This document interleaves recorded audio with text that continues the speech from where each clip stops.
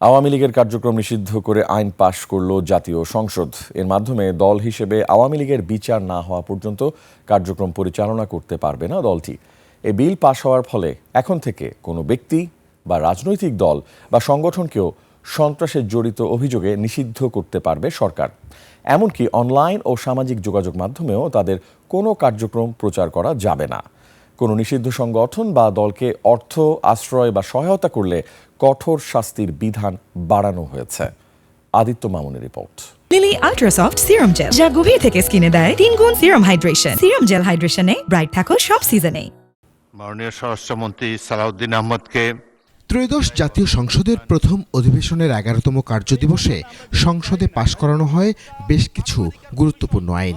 কার্যপ্রণালী বিধি 71 অনুযায়ী অন্তর্বর্তী সরকারের সময়ে 133টি অধ্যাদেশের বিষয়ে সিদ্ধান্ত নিতে 7 এপ্রিল থেকে 2 বেলা অধিবেশন পরিচালনার দ্বিতীয় দিনে এসে সন্ত্রাস বিরোধী আইনের মাধ্যমে আওয়ামী লীগের কার্যক্রম নিষিদ্ধ করল সরকার।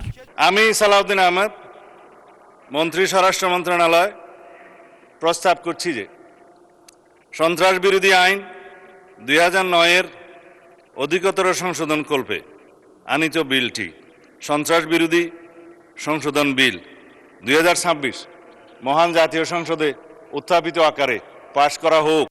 সেই সাথে জাতির পিতার পরিবারের সদস্যদের নিরাপত্তা আইন 2009 রোহিতকরণ বিলও পাশ হয়েছে সংসদে।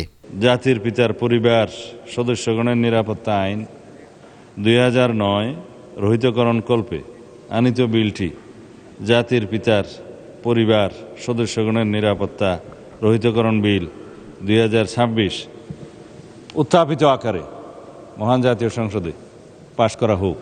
দিনের কার্যসূচিতে প্রশ্নোত্তর পর্বে সংসদকে স্বরাষ্ট্রমন্ত্রী বলেন, গুম ও মানবাধিকার নিয়ে অন্তর্বর্তী সরকার বালখিল্য আইন করেছিল। পরে জুলাই আন্দোলনকারীদের দায়মুক্তি ও সুরক্ষা দিয়ে উত্থাপিত বিলটিও হাঁ ভোটে জয়যুক্ত হয়। জুলাই গণ অভ্যুত্থানে অংশগ্রহণকারীদের সুরক্ষা ও দায় নির্ধারণের লক্ষ্যে আনিত বিলটি জুলাই গণ অভ্যুত্থান সুরক্ষা ও দায় নির্ধারণ বিল 2026 এই মহান জাতীয় সংসদে উত্থাপিত আকারে পাশ করা হোক।